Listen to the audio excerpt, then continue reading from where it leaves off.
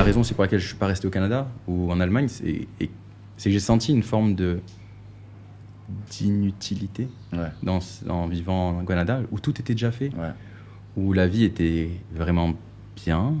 Mais les challenges que les gens rencontraient là-bas, ce n'étaient pas les challenges auxquels je me sentais une envie de résoudre. Les problèmes qu'il y avait là-bas n'étaient pas les problèmes que je jugeais intéressants.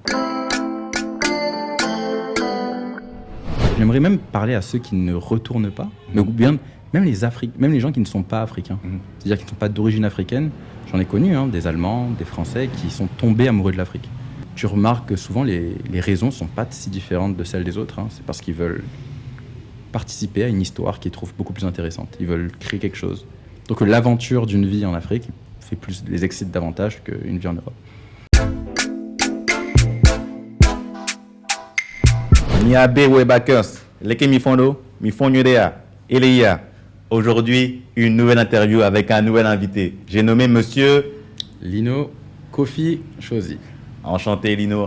Merci d'avoir répondu présent à notre invitation. Ça m'a fait plaisir. Donc aujourd'hui, Lino va nous parler de beaucoup de choses. C'est un multi-entrepreneur.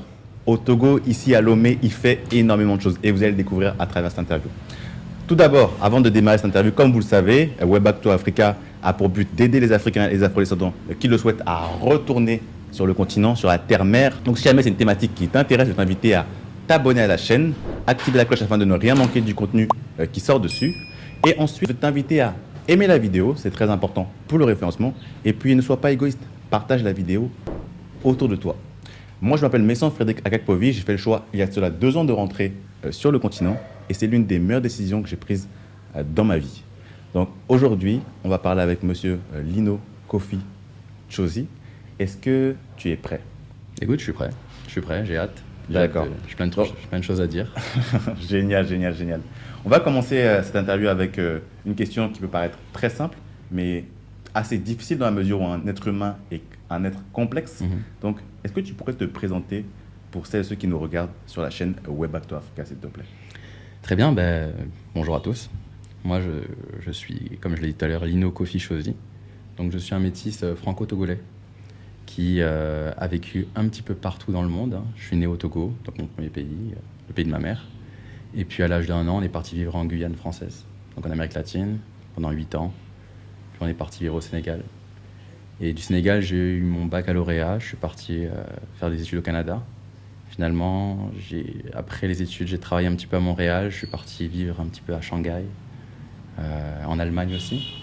Et de l'Allemagne, je me suis dit que ça suffisait. J'ai fait un petit, on y reviendra plus tard, mais j'ai fait un petit calcul et je me suis dit ça faisait beaucoup de sens pour moi de rentrer en Afrique, au Togo. Et donc j'ai pris cette décision il y a environ 5 ans. Je crois que ça fait à peu près 5 ans. Le temps passe différemment ici, j'ai l'impression. Et parfois j'ai un peu de mal à me dire depuis combien de temps je suis rentré, mais tout se passe super bien. Et voilà, donc j'ai 31 ans. J'ai fait des études, j'ai eu un master en gestion des organisations au Canada, donc assez classique, une école de business à Chicoutimi, une petite ville du Canada. Et ensuite j'ai fait mon master, j'ai travaillé un petit peu dans une agence web. Je voulais, dès le début, moi j'ai toujours voulu être entrepreneur. Depuis que je suis petit, je crois que à 17 ans, je commençais déjà à essayer de gagner de l'argent en organisant des soirées au Sénégal. Ça s'est super bien passé. J'ai même voulu ne pas continuer d'études. Je me suis dit à mes parents, j'arrête. Tu gagnes tellement d'argent que tu t'es dit... tellement bien d'argent. Non, ça n'a pas de sens. On parle de combien? On parlait à l'époque, je faisais une soirée, je sortais de là avec 2 millions de francs CFA, quoi. Incroyable. Et c'était de bénéfices. Qui vaut après à 3 000 euros. C'est ça, ouais, c'est ça. Et de bénéfices, et c'était on était quoi en 2009 2009 et tout. Et ça s'est fait comme ça, de manière tellement simple, c'était tellement un plaisir. J'ai monté une équipe autour de moi, j'avais des DJ, j'avais la sécurité, je louais des voitures, j'avais pas de permis, je louais une voiture avec un chauffeur pour me déplacer et pouvoir gérer tout ça. Et je me souviens, je dirais à mes parents, papa, maman, moi, ça vous dérange pas si je redouble cette année de bac? Je fais une autre année supplémentaire juste parce que je gagne bien ma vie, quoi. Je suis content. Hors de question, ça a été complètement catégorique. Et finalement, c'est comme ça que je suis parti au Canada. Donc les études, ça se passe et tout, intéressant, mais dès le début, je me dis non, moi, il faut que je suis là pour acquérir des compétences. Je veux trouver des trucs à faire, je veux savoir comment vendre un produit, je veux savoir comment Ouais, différents rouages, comptabilité, donc études très générales pour apprendre tout ça. Et puis premier travail, business developer, ça s'appelait comme ça, c'était un genre de commercial. Hein. Donc à trouver des clients un peu partout, etc. Et ça m'a développé des grosses compétences pour justement comprendre que le business, moi j'avais toujours l'impression que le business venait à toi. Ouais. J'ai toujours été dans l'esprit que ok, je vais mettre tout en place, quelque chose de tellement attirant que les gens comme ça vont vouloir venir. C'est comme ça que tu fais une soirée. Tu fais un concept incroyable, tu fais des flyers, tu te dis ok, je veux que les gens ils viennent et qu'ils aient les meilleures soirées. Comment leur convaincre qu'est-ce qui va se passer. Ouais. Donc je mets tout ça en place et quand j'arrive dans cette entreprise-là de business development, je me dis mon interview c'est ça. Je me dis moi on va faire ça comme ça pour que les gens. Et eux ils avaient une autre approche complètement opposée où c'était nous qui devions aller chercher des clients. Ouais. Et ça marchait vraiment bien pour eux. Je me suis dit, c'est quelque chose que j'avais pas capté. Et ça m'a beaucoup aidé par la suite. Puis finalement, je suis passé en copywriting. Je me suis dit, ok, j'ai vu le côté réel en action. Maintenant, le côté, c'est la même chose. Sauf que là, cette fois-ci, tu dois convaincre des gens qui te lisent. Comment rapidement capter l'attention de quelqu'un, savoir comment vendre un produit, comment vendre une idée. Ça a été très formateur. Et puis, c'est juste avec ces 2 expériences, je me suis dit, écoute, ça y est, je suis prêt. Je suis prêt pour le retour. Je suis prêt pour le retour. Je suis prêt j'ai tout ce qu'il faut pour lancer quoi que ce soit. Tout ce que tu veux, je suis prêt. Génial. Mais déjà, moi, il y a une première question qui me vient à l'esprit. C'est vrai que tu as dit que tu étais métisse franco-togolaise, si je ne me trompe pas. C'est ça. Donc là, effectivement, dans ton parcours, tu as un gros aspect où tu es beaucoup en Afrique, notamment au Sénégal. Mais tu t'es jamais dit à un moment, je ne vais pas retourner au Togo, ni en Afrique, mais je vais plutôt retourner en France.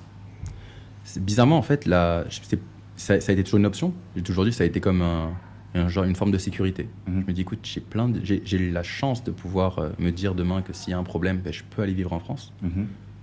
Et j'ai mon diplôme. Ok, c'était toujours dans ma tête, c'était toujours mon plan B, mon plan C. Ouais. On va tenter ça. Si ça marche pas, je peux toujours rentrer en France. Okay. Mais ça n'a jamais été mon idée directe première. Et la raison, et principalement, c'était la raison c'est pour laquelle je ne suis pas resté au Canada ou en Allemagne, c'est que j'ai senti une forme d'inutilité en vivant au Canada, où tout était déjà fait, où la vie était vraiment bien. Mais les challenges que les gens rencontraient là-bas, ce n'étaient pas les challenges auxquels je me sentais une envie de résoudre. Les problèmes qu'il y avait là-bas n'étaient pas les problèmes que je jugeais intéressants ou assez... Et donc c'est là où je me suis dit, non, moi les challenges que je veux résoudre, ils sont davantage en Afrique. Ça fait plus de sens pour moi de travailler sur des problèmes que je vois autour de moi quand je suis au Togo plutôt que quand je suis en France. Okay. C'était ça. Donc justement, toi tu décides alors à ce moment-là de rentrer au Togo. Tu as cette expérience d'abord dans le business development, donc effectivement développement d'affaires, etc., comme commercial.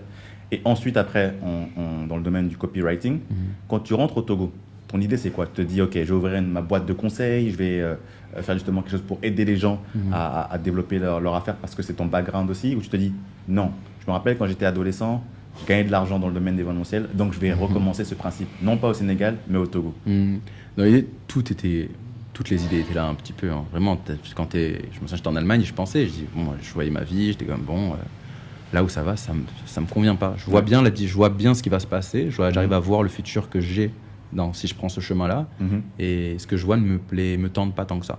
Donc je commence à réfléchir, qu'est-ce qui pourrait être intéressant de venir. À l'époque, c'est tester au Togo. Je dis jamais, je sais pas, en tout cas, tu te dis rarement, je rentre, je quitte tout, j'arrive. Donc tu te dis, ok, on va tester, qu'est-ce qu'on peut tester? On en discute avec ma mère, etc. Et je me souviens qu'elle avait fait, vraiment, l'idée est déjà là. Je me dis, mais on avait déjà fait ça et c'était incroyable. Je pense qu'il y a vraiment quelque chose à développer sur ce projet-là. Donc c'était du sodabi. C'était vendre de l'alcool que ma mère elle distillait à la maison, elle faisait son truc, j'ai goûté, c'était vraiment incroyable. Et donc c'est sur cette idée que je me dis, je vais rentrer et on va voir ce que c'est que de produire un produit et le vendre. Attends, je t'arrête parce qu'effectivement, moi je suis togolais, certaines personnes qui nous écoutent aussi sont togolaises, donc on sait ce que c'est le sodabi, mais pour les personnes qui ne sont pas togolaises ou béninoises, parce qu'au Bénin aussi il y a du sodabi, qu'est-ce que c'est le sodabi? C'est tout simplement c'est une distillation, c'est du vin de palme, donc de la sève de palmier qu'on va faire fermenter, et on va en extraire l'alcool. Okay. Et l'alcool brut, c'est ce qu'on appelle au Togo le sodabi. Okay. C'est un alcool qu'on retrouve assez dans de très nombreux pays du monde, en Asie aussi. Ça a d'autres noms, mais c'est ça, la distillation de la sève de palmier. Okay. Voilà. Donc après, la tradition, culturellement, c'est un alcool qui est très fort de manière brute, un peu comme le cognac ou du rhum brut, c'est toujours très fort. Et puis il faut le travailler, il faut lui donner une personnalité, etc. Okay. Et c'est là qu'on a pu nous nous distinguer et que j'ai vu la personnalité que ma mère a su donner à ce soda-vie. J'ai trouvé ça incroyable et je me suis dit c'est à partager. Okay, donc l'idée, c'était rentrer et tester ce produit-là et voir comment on pouvait le développer. D'accord, donc c'est ta première activité quand tu rentres au Togo. Donc quand tu poses tes bagages, tu sais déjà que tu vas travailler dans ce domaine-là de la liqueur. Je sais déjà clair ce que et net. faire. Et qu'est-ce qui se passe ensuite? Tu te dis, les affaires marchent, est-ce qu'il faut développer d'autres business? Parce qu'effectivement, tu es dans le domaine de la liqueur, mais pas que. Donc, comment te viennent les idées ensuite? Premier test, on fait la liqueur, tout se passe bien, on fait un produit assez basique de base, et on voit que ça marche super bien. Donc, une fois qu'on sait, quand tu as un si mauvais packaging et que ça marche, tu sais que tu as un bon produit. Donc, on développe ça, et puis au fur et à mesure que je me pose d'autres questions. Et j'ai quand même d'autres choses que je peux faire, des choses qui m'intéressent. Je me dis, tiens, Et toutes ces questions je me pose. Est-ce que je n'ouvrirais pas une boîte de conseil? C'est quelque chose qui me tente, ça serait bien. Et je vois qu'il y a d'autres personnes qui le font aussi et qui est quand même correct. Donc, j'ai toujours approché un peu les trucs en voyant, tiens, il y a un truc qui manque et j'aimerais le faire. Mais j'ai jamais été aller chercher, par exemple, s'il y en a déjà et que c'est correct, moi, je dis, c'est bon. Je suis pas... Tu es vraiment dans cette dynamique de, OK, il y a un problème. Il n'y a personne qui répond à ce problème. Ouais, c'est ça. Donc moi, je vais venir apporter exactement. Et d'ailleurs, mon premier business, les soirées, c'est ça exactement ce qui s'est passé. Le début, c'est parti de les boîtes de nuit en partie qui étaient à la mode à l'époque ont fermé pour travaux. Les vacances arrivaient, personne n'avait rien à faire. Je dis mais c'est pas possible, on va pas quand même rien faire. On prend une maison, on loue une maison et on fait une soirée. On fait les critères, on fait les entrées 10 000 comme en boîte de nuit, un truc incroyable et tout. Et voilà, d'où l'idée est née. Parce qu'il n'y avait pas cette demande-là. Pour soda-vie, c'est un peu pareil aussi. Ce qui existait déjà me plaisait, mais j'ai dit non, ça ressemble pas à ce que tu peux consommer. À ce que je veux, moi. Voilà, moi, je vais pas. Donc, toujours essayer de voir les choses que moi j'aimerais, et c'est ce qui. Puis, développe, on arrive, donc le business développe. On prend un local pour Kalyendi. Et puis, ce local, au début, c'est juste un showroom. Puis, finalement, ça devient tiens, pourquoi pas en faire un endroit où on peut goûter la liqueur? C'est quand même dommage. Et puis, finalement, tiens, pourquoi on peut manger avec et tout? Ah, j'ai envie de manger du tchèp en ce moment. Le Sénégal, ça me manque. Maman, t'es là, viens, on y va, viens, aide-moi, on fait un restaurant. J'ai envie de manger du tchèp. Et on se lance comme ça dans un restaurant pour faire du tchèp parce que le tchèp que j'avais mangé ici m'avait pas plu. Donc là, t'as encore eu un problème, tu t'es dit, mais le tchèp que j'ai l'habitude de manger au Sénégal, qui est délicieux parce que c'est leur plat national, etc. Comment je vais faire pour qu'au Togo, ici, en Afrique de l'Ouest aussi, on puisse manger un tchèp qui est aussi bon? Exactement. Et ça, c'est au bout de combien de temps que cette idée-là te vient? Est-ce que c'est au bout de 1 an, 2 ans, 3 ans après être heureux? 1 an et demi. Entre-temps, je suis parti en France. Et je suis reparti en France pour travailler sur les liqueurs, pour voir des bouteilles, pour voir des fournisseurs, etc. Et là-bas, j'ai sorti un peu en France et j'ai vu des petits endroits qui ressemblaient aux miens et qui étaient super. Je me dis, attends, mais je veux faire la même chose chez moi aussi. C'est trop bien d'avoir ça. Donc je commence comme ça en rentrant. Je pense que c'est en 2021 ou 2021 qu'on ouvre le restaurant.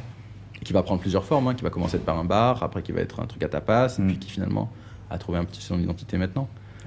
Une cuisine un petit peu du monde avec différentes fusions. On a un peu des pizzas, on a quelques plats asiatiques que j'ai adoré manger à Shanghai. J'ai dit, je veux ça aussi là. Et non, j'ai toujours eu par principe de me dire, si je fais un truc, c'est que ça doit me plaire à moi en premier. J'ai du mal à faire des choses que moi, je pourrais pas prendre. Et c'est souvent une discussion que je peux avoir avec d'autres entrepreneurs qui, eux, sont capables de faire des trucs que c'est pas pour eux. Eux, ils prendraient jamais ça, mais ils savent que d'autres personnes le veulent, donc ils vont le faire pour ces autres personnes. Ça me rassure. Je crois que ça a toujours été cette côté où je rassure. Si je sais que moi, au moins, j'existe pour le consommer, je me dis qu'il y a d'autres personnes comme moi qui vont kiffer aussi. Cette manière. Et je sais mieux m'adresser à quelqu'un qui me ressemble plutôt qu'une personne qui n'a pas les mêmes goûts que moi. Justement, pour développer cette idée-là, c'est vrai qu'on dit beaucoup, l'entrepreneur ne doit pas faire ce qui le passionne, doit répondre à un problème. À ce moment-là, quand tu réponds au problème, les clients vont venir ensuite, etc. Moi, je partage pas mal ton avis en se disant, autant faire un peu lier l'utile à l'agréable, c'est-à-dire que faire quelque chose qui répond à un problème, mais à la fois que tu aimes. Donc, je te suis totalement sur ce point, même si beaucoup d'entrepreneurs disent que c'est pas forcément ce qu'il faut faire. J'aimerais revenir déjà sur justement la liqueur Kalyendi. Peut-être petite anecdote, je te l'avais pas dit, mais c'est vrai que moi, quand je suis rentré au Togo, là, ça fait à peu près 2 ans, justement, on m'avait dit de venir découvrir ton espace et j'avais beaucoup, beaucoup aimé. Et c'est vrai que les gens, quand ils viennent dans ton espace, notamment au restaurant, au-delà même de la nourriture, c'est que le premier produit, la valeur, le produit phare, effectivement, tout le monde vient et achète ces liqueurs de soda-vie parce que c'est ce qui fait l'identité du Kalyendi, si je ne me trompe pas. C'est ça. Mais maintenant que tu as développé cette marque aussi et qui porte le même nom, donc Kalyendi, quelle est la particularité de ce restaurant? Qu'est-ce que tu as voulu en faire? Tu as voulu en faire un restaurant finalement sénégalais où on peut manger du bon tchèp, tu as voulu en faire un restaurant où on peut manger des cuisines du monde entier. Quelle est la spécificité justement de cet espace et pourquoi selon toi tu penses qu'effectivement tu as fait quelque chose qui te plaît mais qui à la fois aussi répond à une problématique qu'on a ici au Togo? Le premier point, c'est que vraiment le restaurant il a été conçu au service de la liqueur. Ouais, C'est-à-dire que c'était un lieu où je me suis dit, attends, je voudrais... tout doit être au service de cette liqueur parce que je voyais bien que c'était ce qui était le produit qui, moi, me touchait particulièrement et je voyais toucher aussi les autres, le produit qui rendait fier. Ouais. Le restaurant, il a pris cette forme-là, mais j'y pense encore aujourd'hui à me demander parfois qu'est-ce que ça peut être d'autre. Il peut encore évoluer. Jamais je me suis posé la question que je voulais complètement changer l'identité de la liqueur. Ouais. Mais le restaurant, c'est déjà arrivé régulièrement que je me dise je veux complètement changer parce que je voudrais qu'il réponde davantage à un autre besoin ou que je vois que le besoin qui comblait avant, il est plus aussi intéressant. Donc aujourd'hui, c'était un lieu qui était pensé pour que des touristes, des gens qui aiment, qui veulent manger Afrique, qui veulent manger exotique, viennent au restaurant et comme ça découvrent en même temps la liqueur. Ouais, je vois. C'était ça l'idée. Donc il a pas mal répondu, c'est-à-dire que oui, on a une clientèle qui va aimer des produits africains, etc. On n'a pas fait un italien. On s'est pas dit on va faire un restaurant italien et derrière proposer une liqueur, c'était trop en décalage. Ouais. Donc c'était ça l'idée. Donc aujourd'hui, il a cette forme qui est de proposer la cuisine africaine, exotique, mais surtout il est là pour présenter Kaliendi. Ouais. Ou manger un plat, mais c'est pour derrière déguster la liqueur Kaliendi. Je vois. Donc tout est pensé effectivement. Tout est pensé pour la liqueur. Pour la liqueur, et c'est ce qui s'est passé, comme je t'ai dit, quand j'ai découvert cet espace. Les personnes avec qui j'étais venu manger, moi, ont pris des cartons pour les envoyer au Gabon, d'autres ont pris des cartons pour les donner à leur famille. Donc effectivement, au-delà de ce repas qu'on a partagé, les gens sont venus principalement pour cette liqueur. Donc, je crois qu'effectivement, ça marche dans le sens que tu voulais. Donc là, tu nous as parlé de liqueur. Tu es rentré, tu as ouvert une liqueur. Ensuite, tu as ouvert un restaurant. Puis après, j'ai fait une petite... à côté, j'avais un espace qui était sympa. Je me suis dit, attends, on donne à manger, on donne à boire, pourquoi pas donner à dormir?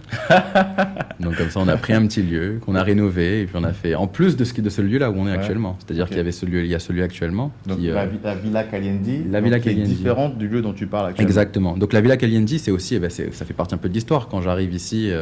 avec mes parents qui avaient cette maison quand on vivait tous. Quand mes frères et sœurs, moi je n'ai jamais vécu dans cette maison. Parce que j'étais déjà parti quand mes parents sont revenus au Togo. Donc ils avaient construit cette maison pour la famille et tout. Et avec le temps, tous les enfants sont partis. J'ai un frère et une sœur.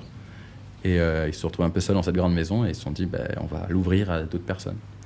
Et c'est comme ça que le nom a été trouvé. La Villa Kaliendi, c'est parce que c'est toute notre famille. Le C, c'est pour Chosy. Le A, c'est pour Aldo et Aimé, mes parents. Le Li, c'est pour moi-même, Lino. EN pour mon frère Enzo et DI pour ma sœur Dina. Ok, génial. C'est vrai qu'on a pu penser que c'était un nom un peu italien. Mais ça c'était fait pour. On s'est dit go. Et puis donc on lance la villa, on travaille comme ça, on accueille des gens et donc l'hospitalité c'est quelque chose aussi qu'on connaît, qu'on a maîtrisé et tout. Donc moi quand j'ai l'opportunité de le faire à côté de mon restaurant aussi, je me dis oui on va en faire un deuxième, un autre espace juste à côté du restaurant.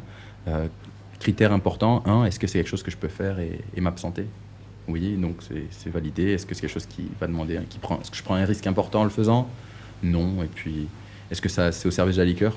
Oui. Si tu as des touristes qui viennent, ils dorment, en même temps. On peut toujours leur présenter. Après, ils peuvent manger, ils peuvent déguster un peu. Donc finalement, tu as créé un écosystème autour de tes business. C'est-à-dire qu'une personne qui est dans ta chambre d'hôte, si on peut dire ça comme ça, c'est le terme que tu utilises? On l'appelle le motel. Le motel Kaliendi, Le motel une personne qui est dans le motel Kaliendi peut consommer de la liqueur, peut manger dans ton restaurant, et vice-versa. Finalement, les gens qui viennent dans le restaurant peuvent découvrir qu'il y a un motel, peuvent dormir là-bas. C'est ça. Donc, tu as créé tout cet écosystème. Exactement. Super. Je pense que c'est capital. J'ai toujours dit que c'était la meilleure idée que qui m'est venue à moi, c'est celle-ci. Et c'est celle que je recommande toujours à quelqu'un qui a une idée de développer quelque chose, surtout au Togo, où je l'appelle la plus dure économie du monde. On est dans un petit pays. Avec une toute petite population qui a les moyens, qui a une classe moyenne qui est assez petite. Et donc, ce qui fait que tout ça mis ensemble, si tu as un seul produit, si tu n'es pas capable de toucher plusieurs choses, de créer un écosystème, ça va être difficile. Je pense que la liqueur toute seule, ça n'aurait pas tenu. Ça aurait tenu, mais ça n'aurait pas été ça aurait pas été viable. J'aurais pas pu autant me projeter. Pareil pour le restaurant tout seul. Ça aurait été compliqué aussi, et le motel pareil tout seul, ça aurait été compliqué. C'est vraiment cet écosystème-là qui permet d'avoir une stabilité qui est intéressante et que je continue à penser à à développer. Hein. Je vais toujours commencer à trouver d'autres idées pour essayer comme ça de toucher ceux que j'ai pas touchés avec ces 3 activités-là. Et même dans les produits qu'on a fait dans la liqueur, pareil, c'est toujours été pensé de cette manière, à se dire qu'on doit toucher différentes personnes parce qu'on peut pas faire du niche, je pense. C'est trop difficile de faire des produits de... Normalement, on dit riches is in the niches, un truc comme ça, mais pas au Togo. Jouer avec les niches, ça dépend lesquelles, mais on a une toute petite population. Ça serait comme être dans un village en France et se dire que tu vas créer quelque chose d'incroyable dans ce village. Tu vas te dire non. Donc, c'est le point important. Ok. Donc, au Togo, toi, ce que tu recommandes principalement, hein, c'est ça, c'est diversifier. Sinon, une personne qui est trop spécialisée, finalement, en tout cas, quand on propose des produits qui sont principalement pour le marché local, c'est très difficile de s'en sortir. Ouais. Maintenant, aujourd'hui, justement, on en parlait un peu avant le début de cette interview. Là, tu as parlé effectivement de ce marché qui est petit, donc pour lequel tu as créé tout cet écosystème-là. Maintenant, il y a une volonté aussi de t'internationaliser. Qu'est-ce que tu veux faire concrètement? Tu veux que Kaliendi soit dans tous les marchés, principalement en Afrique, également en Europe. Quelle est la stratégie actuellement par rapport à cette liqueur, effectivement, qui est ton produit phare, le Sodabi? Je pense qu'il va y avoir deux approches, 2 idées. Je crois qu'il y a la première qui est un peu mon idée à moi, mon idéal, genre on va se dire qui n'a rien à voir avec... qui vient plus du cœur, des sentiments. Ça va être l'idée de vraiment avoir quelque chose qui va rendre fier une grande partie de ma famille ou bien de mes amis ou de ce pays, des gens de ce pays. De se dire que, moi, le plus beau cadeau qu'on m'ait fait ou la plus belle récompense que j'ai eue au-delà de tout ça, c'est quand on commence à faire ce produit et qu'une vieille dame m'appelle en France. Bonjour mon fils, comment ça va? Écoute, j'ai reçu... on m'a offert ça et je t'appelais juste pour te féliciter. Une vieille dame togolaise ou bien? Oui, une vieille togolaise. Que de son vivant, elle n'aurait pas imaginé être aussi fière de présenter du Sodabi à ses amis. Mais je dis, waouh, c'est pour ça que je le fais. C'est pour que les gens se disent, mais ça vient de chez moi et je suis trop content de présenter ça aux autres. Donc c'est vraiment... Ce produit, je ne l'ai pas fait en ciblant les Togolais. Je ne l'ai pas fait pour les Togolais, je l'ai fait pour le reste du monde, pour montrer au reste du monde ce que nous aussi on pouvait proposer, ce qu'on pouvait offrir. Et donc oui, dans l'idée, ça serait que le Sodabi, pas que Kaliendi, vraiment, j'insiste sur le fait que si je peux ouvrir la route à d'autres, comme ils l'ont fait avant moi, comme d'autres personnes l'ont fait avant moi, on présentait un produit, je dis c'est génial, et puis moi aussi je peux apporter ça et tout, et il y a plein d'autres, je pense qu'il y a plein d'autres approches à avoir, il y a plein d'autres personnalités à donner au Sodabi.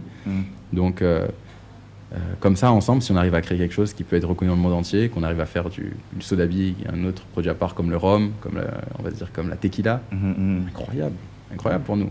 Et l'idée aussi d'avoir des fonds qui reviennent pour essayer de faire... c'est plus fun de faire rentrer de l'argent dans le pays plutôt que de se partager ce qui existe déjà. Ouais, je vois. Effectivement, donc faire venir des devises ici au Togo, on est vraiment dans une stratégie de... comment on fait que ce produit qui est à la base un produit local, togolais, tu l'exportes au monde. C'est une partie aussi de la culture togolaise que tu exportes. Donc une personne qui goûte le Kaliendi et qui peut être, effectivement, on a parlé de cette vieille dame qui est en France, je sais pas, maintenant ça peut être en Chine, comme il est dans sa province en Chine, et il voit Made in Togo, il connaît pas le Togo, et il se dit, est-ce que je vais pas découvrir la nourriture togolaise, etc. Et finalement, il vient au Togo, c'est de l'investissement, enfin, c'est tout un parcours derrière qu'il doit faire pour pouvoir s'attacher. C'est qui eux? C'est qui ce petit pays-là qui me fait vivre ce truc-là? S'il y a ça, il doit y avoir d'autres choses. Puis après, il découvre Toufan, il danse et tout, et puis il est en Corée, et puis il coiffe des gens, et puis... et puis c'est le Togo qui gagne, c'est l'Afrique qui gagne. Et non, je partage totalement ton point de vue, et je pense qu'effectivement, on est un peu sur la même longueur d'onde à ce niveau-là. Mais...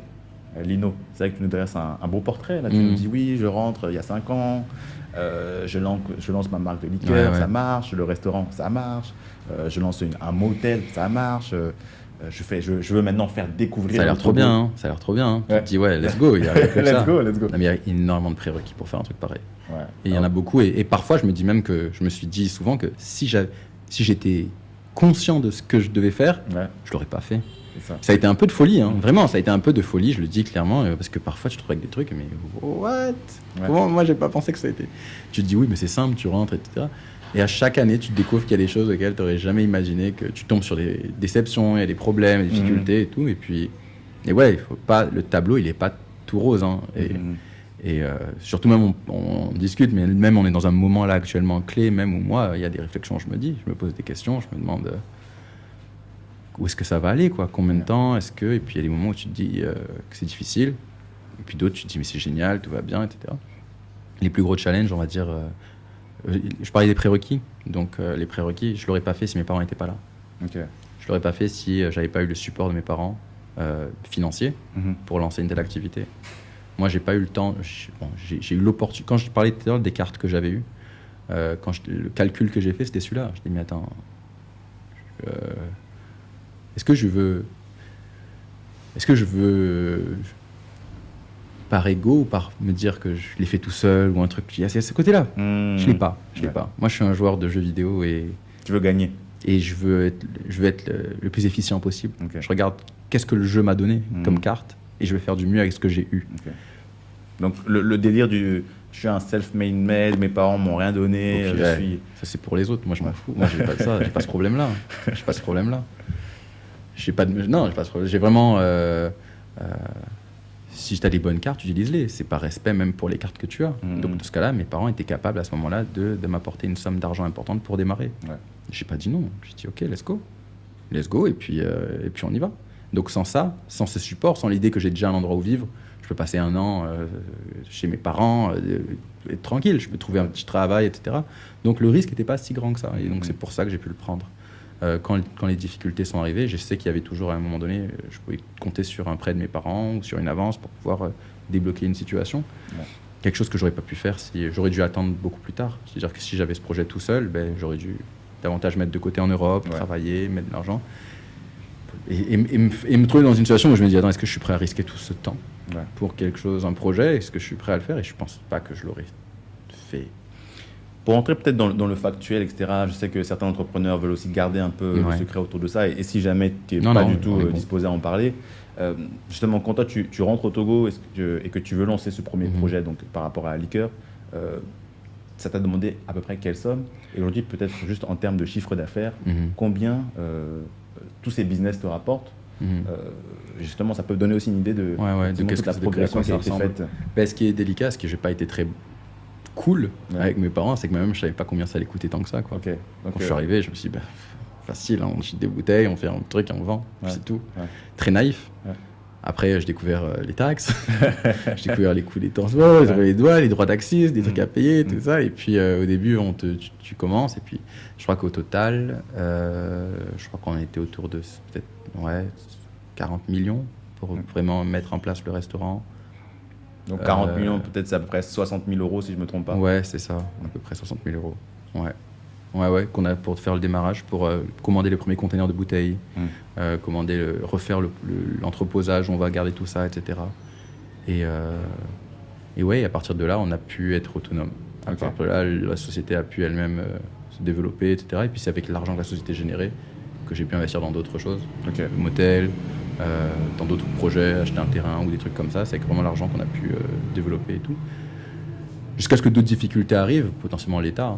Au bout d'un moment, tu te rends compte que c'est un des trucs les plus difficiles et que tu n'es pas du tout encadré ou valorisé pour ce travail que tu fais.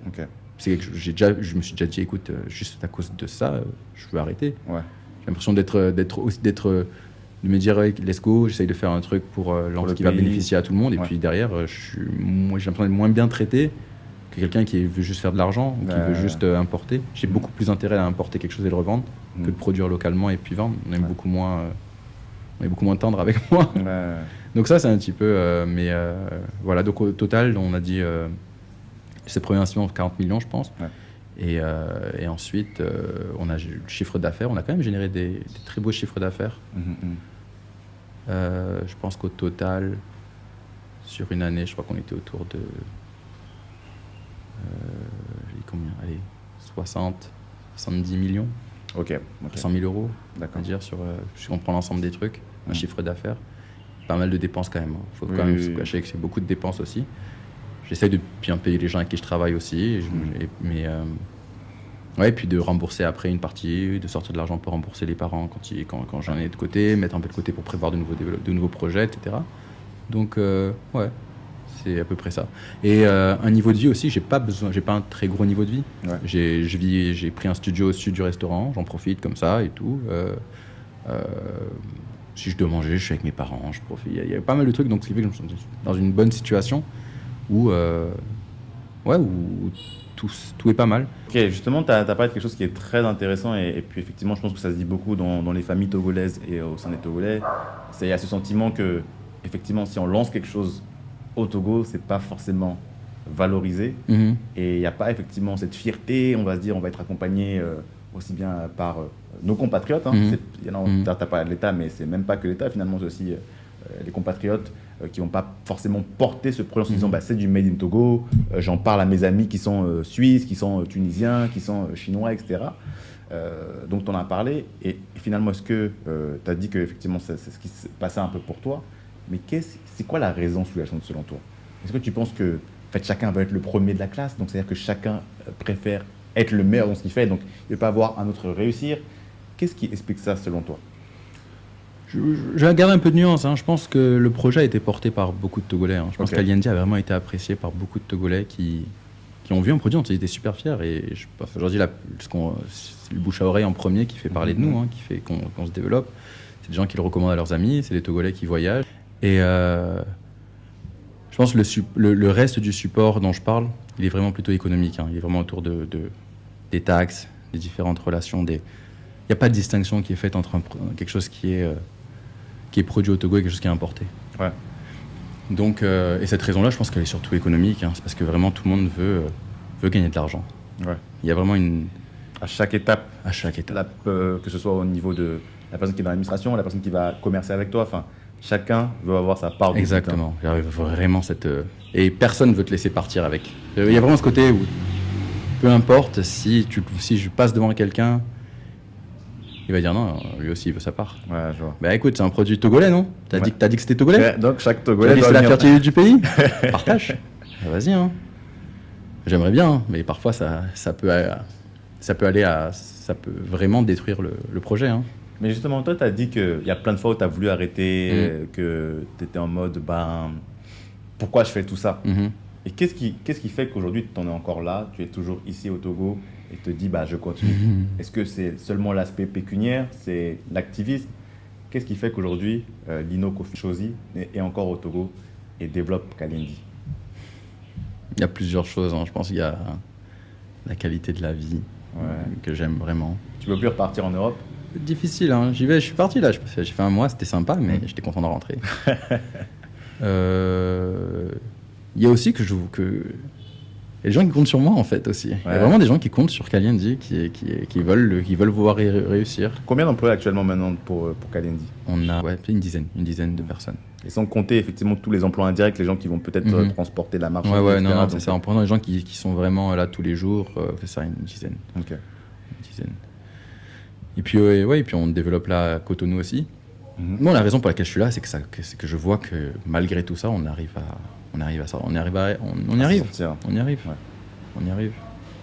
Le jour où j'abandonnerai, c'est que j'aurai vraiment l'impression d'avoir tout essayé pour que ça marche et que finalement, soit quelqu'un d'autre aura fait quelque chose de beaucoup mieux et tant mieux, ou alors ça marchera vraiment, ça sera plus possible. On aura trop bâton dans les roues, ou alors le projet sera plus viable. Mais tant que c'est viable, tant que je vois qu'il y a de l'espoir, on y va. Génial. Déjà, tu dis que tu te développes à Cotonou. Ouais. Il y a une volonté aussi d'exporter, je crois, vers la France. Exactement.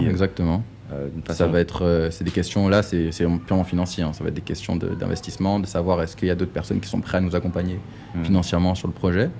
On va ouvrir le capital, je pense, pour pouvoir créer une société Kalindi Distribution en France. Et comme ça, on pourra... Même plus généralement, on est en train de penser plutôt à ouvrir une société de distribution de spiritueux africains. Ok. Dont il y aura pas seulement Kalindi. En France, on se dit, c'est tellement difficile de créer ce truc-là.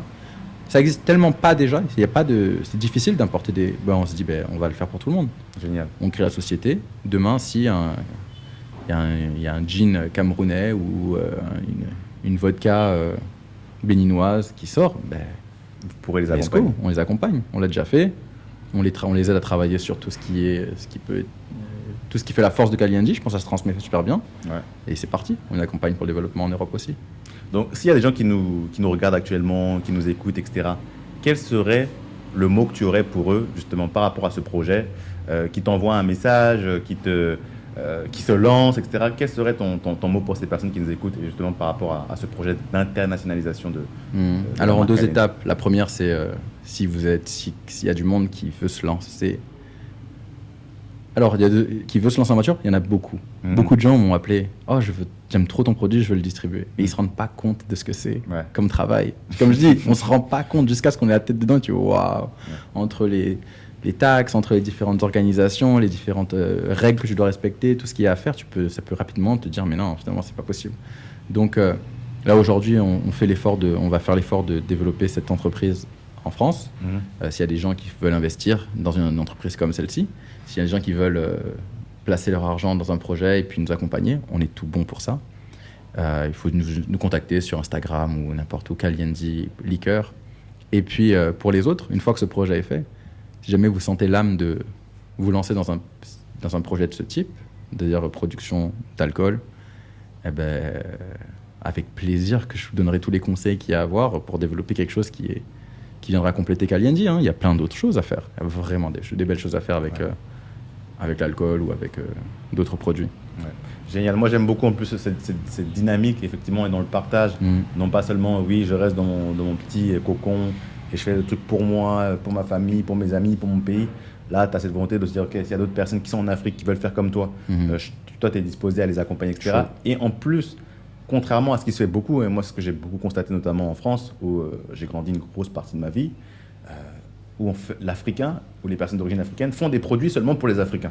Donc ça, effectivement, ils ont un produit qui a vocation à entrer dans notre marché et être connu par d'autres populations qui ne sont pas seulement africaines. Lino, on est presque arrivé au bout de cette interview. Tu as évoqué justement ce petit mot, ce petit appel aux personnes, etc., qui sont intéressées par rapport à la Kalyanji liqueur et à en produire ou à le distribuer. Mais pour les personnes qui voudraient seulement, je dis seulement, mais c'est déjà un grand pas, pour les personnes qui voudraient seulement retourner en Afrique, est-ce que tu aurais 3 conseils que tu voudrais partager avec ces personnes-là, sachant que maintenant, ça fait plus de 5 ans que tu es rentré, donc tu as dû sûrement accumuler de l'expérience. Quels seraient tes 3 principaux conseils pour une personne qui voudrait retourner sur le continent? Alors, j'ai eu le temps d'y réfléchir, parce que des discussions qu'on a eues régulièrement, tu sais, et je vais aller un peu plus loin que ça. J'aimerais même parler à ceux qui ne retournent pas, mais bien, même les gens qui ne sont pas africains, c'est-à-dire qui ne sont pas d'origine africaine. J'en ai connu, des Allemands, des Français qui sont tombés amoureux de l'Afrique et qui se disent de la même manière qu'ils veulent vivre en Togo, Et tu remarques que souvent les raisons ne sont pas si différentes de celles des autres. C'est parce qu'ils veulent participer à une histoire qu'ils trouvent beaucoup plus intéressante. Ils veulent créer quelque chose. Donc l'aventure d'une vie en Afrique les excite davantage qu'une vie en Europe. Le premier point, ça va être vraiment d'un point de vue professionnel. Il y a 2 approches. L'approche où tu viens parce que tu as trouvé un travail, très bien, hyper facile. C'est vraiment le bon plan. Si tu veux commencer, voir toucher le terrain, c'est trouver un travail d'expat ou quelque chose, incroyable, super. Deuxième point, c'est quand tu viens avec les projets de créer quelque chose. J'aimerais que les gens ils se rendent compte d'un truc, une erreur qu'on fait, que beaucoup de gens font, c'est qu'ils viennent avec l'idée de créer quelque chose pour le Togo. Parce qu'ils ont vu qu'il y avait un problème au Togo. Ils vont se dire par exemple, je vais prendre un exemple, une discussion concrète que j'ai eue réelle, une personne qui est venue et qui dit, mais elle ne comprend pas, les Togolais, ils sortent pas autant dans les cafés comme en France, peut-être parce que c'est trop cher, donc elle aimerait créer une chaîne ou un système avec des cafés pour tout le monde et que tout le monde kiffe, etc. Et que ça soit... L'idée est très bonne, l'idée est très intéressante, mais la réflexion qu'on a eue, c'est que c'est pas la bonne approche. La bonne approche, c'est pas de partager l'argent, c'est pas de trouver une manière de récupérer l'argent que les gens ont déjà pas beaucoup pour faire. Justement, tu t'adresses en plus à des personnes tu veux quelque chose pour les gens qui n'ont pas beaucoup d'argent, mais ça va pas les aider de payer un café tous les jours. Ça va pas les aider à se développer ou à économiser, à créer de projets, à générer de la valeur. Donc l'idée est très bonne dans l'idée que tu veux proposer quelque chose pour eux, mais en général, tu veux que ton projet il soit capable d'enrichir les gens. Ouais. Et c'est difficile de trouver des projets qui vont permettre de faire drainer de l'argent. C'est pour ça que je dis, moi, Kalyanji, c'est pas pour les Togolais. Ouais. c'est pour qu'on fasse des cadeaux aux autres, les gars. C'est pour qu'on l'offre à d'autres personnes, qu'on fasse revenir de l'argent, qu'on fasse rentrer de l'argent. Et il y a d'autres projets qui peuvent être super intéressants pour aider. Ça va être des projets, par exemple, où tu vas mettre en avant, créer une ligue de sport. Disons, tu vas créer une ligue de sport où on va créer une économie autour du sport, comme la lutte sénégalaise au Sénégal. On va créer un système avec un tournoi local qu'on va mettre en avant. On va créer des clubs qui vont être beaucoup plus fédérés. Voilà, ça, c'est des projets, je pense, qui peuvent être vraiment intéressants de faire comme ça, d'enrichir les gens plutôt que de les transformer en consommateurs. C'est pas facile. C'est pas facile. Et donc ça, c'est vraiment les types de projets qui sont un petit peu délicats au début. On se dit, je vais faire ça, mais et souvent, on se trompe. On arrive, on fait quelque chose pour juste les riches. Ouais. C'est ton premier point. Ton premier point, c'est de dire, finalement, quand on pense à revenir ou à venir, pour des gens qui ne sont pas d'origine togolaise ou africaine, créer un projet qui enrichit la population locale. Déjà, ça va être plus challengeant. Et plus tard, vous en sentirez beaucoup mieux. Parce qu'au bout d'un moment, même si tu fais quelque chose pour... déjà, si tu tentes quelque chose pour le consommateur, etc., les moyens et tout, c'est difficile parce qu'on dit c'est un petit marché. Et de deux, après, tu te sens pas tant que ça bien. T'as pas l'impression d'avoir fait... Tu as juste l'impression tu peux te poser des questions sur le sens de ce que tu fais ici, en fait. Et vraiment, alors, quand tu as l'impression de créer de la richesse, ça fait du bien. Employer des gens, souvent c'est le cas. Tu es content, tu sais que tu donnes une sécurité et tout. Donc voilà, ça c'est le premier point pour, professionnellement, pour le choix des projets. Réfléchir aux projets qu'on veut faire ici. Deuxième point, ça va être, pour que ça marche, souvent on se retrouve à créer un groupe d'amis. C'est vraiment important de s'entourer des personnes avec qui on s'entend bien, avec qui on arrive, parce que vous rencontrerez les mêmes personnes souvent. Dans un pays comme le Togo, je parle. Et le dernier point, c'est que c'est pas facile. C'est pas toujours facile. Et il faut avoir les reins solides. Il faut toujours avoir d'autres projets ou d'autres plans. Si ça ne marche pas, vous savez qu'il y a ça, etc. derrière. Et tout ça va vous rassurer dans l'effort que vous faites. Ok, il faut toujours avoir une alternative. Il ne faut pas rester bloqué sur je suis venu pour ouvrir une marque de vêtements, c'est que la marque de vêtements. Voilà. Si jamais la marque de vêtements se casse la gueule, qu'est-ce que je fais? Exactement. Si jamais ma marque de liqueur se casse la gueule, qu'est-ce que je fais? Complètement. Donc il y a toujours cette alternative, finalement, pour être mieux préparé. C'est dans la préparation. Donc on est arrivé au bout de cette interview. Je vais te laisser le mot de la fin, Lino. Ça peut être une phrase que tu aimes beaucoup en français, en togolais, en mina plutôt, ou bien ça peut être un livre, un film, ce que tu veux partager avec les gens qui nous ont écoutés durant cette quarantaine, voire cinquantaine de minutes. Je te laisse vraiment la parole.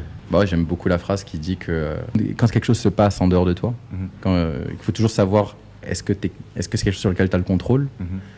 Si tu n'en as pas le contrôle, ne t'en soucie pas. Ça a été vraiment la manière dont j'ai toujours mené ma vie, à me dire ok, ça arrive, est-ce que je peux faire quelque chose pour le gérer? Si je peux rien faire, je fais du stoïcisme. Donc, let it go. Exactement. Voilà.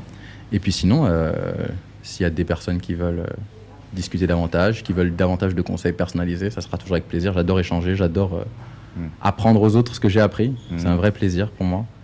Et voilà. Et comment ils font? Est-ce qu'ils te contactent sur Kalendi Liqueur? Est-ce qu'ils te contactent sur ton compte personnel? C'est Kalino sur mon compte. C'est Kalino. C'est Kalino. Ok, sur Instagram. Voilà. On mettra le compte Instagram justement dans la vidéo. Donc n'hésitez pas à contacter Lino si vous voulez discuter plus par rapport à ce qu'il a dit, par rapport à ce sujet. Ça sera avec plaisir. Avec plaisir. Nous sommes arrivés au bout de cette vidéo. On espère que tu as aimé ce que tu as entendu aujourd'hui. Donc Lino a pris son temps pour nous partager son retour en Afrique, plus de 5 années sur le continent. Donc je vais t'inviter à faire les 3 gestes qui sauvent, à savoir abonne-toi à la chaîne si ce n'est pas encore le cas et active la cloche. 2, aime la vidéo afin de ne rien manquer du contenu qui sort dessus. Puis partage-la autour de toi. N'hésite pas aussi à commenter, à en dire ce que tu en pensais, ou tu aurais voulu que Lino développe plus, ou tu n'es pas d'accord avec lui, ou lorsque tu es très d'accord, n'hésite pas. Donne-nous ton avis en commentaire. Donc c'était Messan Frédéric avec Poésie de la chaîne Weback to Africa. On se dit à très bientôt pour une prochaine vidéo. Lino, tu sais comment on dit au revoir en mina?